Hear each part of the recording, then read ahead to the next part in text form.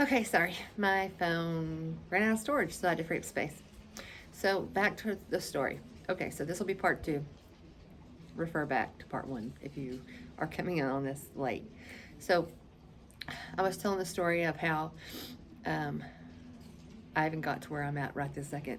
And where I left off, I think, was that I'm doing this for my soul, for the sake of my soul. And so I had been spiritually stuck. My relationship was split up. And he thought it was to go work on himself or some shit. And he claimed that he had. Whether he had or not, I don't know. It's irrelevant to me at this point. And so I started doing my work. Well, what I came to realize was that by the time that I had, God was so severely get him the fuck out because I, like I said earlier, I'm a Scorpio. And if you don't know anything about astrology, astrology in Scorpio is represented by in tarot cards, the Queen of Cups. What cups represent in the tarot, and they're water signs. So Pisces, Cancer, Scorpio, they hold the cups, and the cups represent emotions, feelings, love. Well, human beings aren't capable of loving, aren't capable of love. Only God is love. Human beings, and that's funny that I say that because I've been thinking a lot about the Bible lately and what's truth in the Bible and what isn't truth. Like actual truth, not someone's opinion, not some man's opinion, not some edited opinion, just the actual truth. And the truth is, one thing that I know is factual is that human beings are not capable of love. However, God can use human beings as vessels to give love. And yes, your astrological, your birth date has to do with, I have to adjust this a second. Sorry. Has to do with how capable of giving and receiving love you are. So I'm not saying that people that aren't born in, that aren't the signs Cancer, Pisces, Scorpio, can't feel God's love or can't give God's love. That isn't what I'm saying. What I am saying is we all have our jobs. That is the job of mine. So that's also a side note. So back to the story. What I realized was because of the codependency in our relationship, because of all the bullshit, he's an air sign. Air signs are very different. They're represented by swords. The sword is your tongue is your sword. So they are very manipulative. They are in low vibration, which obviously we were in a low energy space. Let's just talk about cups real fast in low vibration, since we don't want to just dog him. So we're possessive, we're controlling, we're jealous in a low vibration. That's what the Queen of Cups is in a low vibration. Okay, so he is represented by the King of Swords.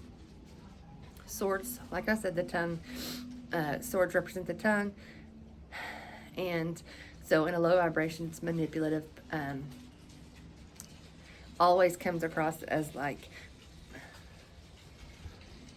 he's playing, sorry about that, mind games, manipulation.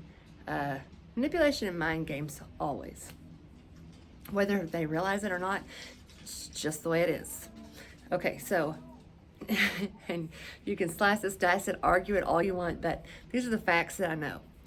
And about the people, the players in the game that I'm talking about, me and him. Okay, so, after we split up, I realized my cup was completely empty. That I had allowed him to use me as basically a gas pump to not do his work. So here I am working away, tooling away. All while still on meth, still on, you know what I mean, still having these addictions, only becoming more, because codependency is also an addiction. There's lots of addictions and we're all guilty of them, so judge someone somewhere else, okay?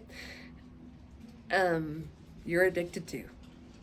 You like Kit Kat or Snickers or any kind of sugar, pop, you're addicted. You're an addict. We're all addicts. That's how they keep us trapped. Wake the fuck up. So, no judgment on anyone for that either, because clearly I got my own shit. Anyway, so I had allowed him to drain me dry. So even after he was gone, it took me about a month of just being within myself. I had to like just shut myself off to the world to like replenish my cup, to be able to even nurture myself, to be able to even take care of my own self, like to keep my house in the order that I want my house to be in, to take care of my kids properly, to do all those things, to get myself off of drugs. But what I should have noted long in the beginning of this story was, where this all started was, I had decided when I began to be spiritual that I was going to heal myself of addiction. And God has held me to that I was going to heal myself of addiction, and then I was going to teach other people how to do it. That's what this is about. So,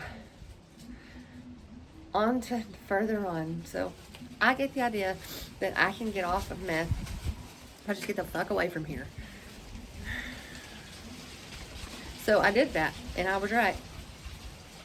So, I've been clean ever since I did that over the summer, thanks to one of my very good friends that will be watching this. And so, thank you. Anyway,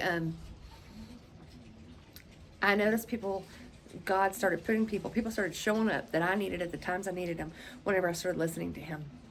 And every choice that I've got, that I've come across, has become easier and easier and easier. So to where I'm sitting today, and about the cold and everything. Kryon, if you don't know who he is, look him up. Everyone should know who Kryon is. He's channeled through Lee Carroll. You should look him up.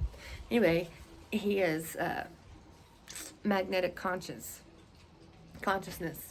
and magnetic service. I'm sorry, not consciousness. Magnetic service. He's not a being. Just look him up. Anyway, he said that the human being will always get colds no matter what. It's how your body recalibrates itself. So to consider it a blessing.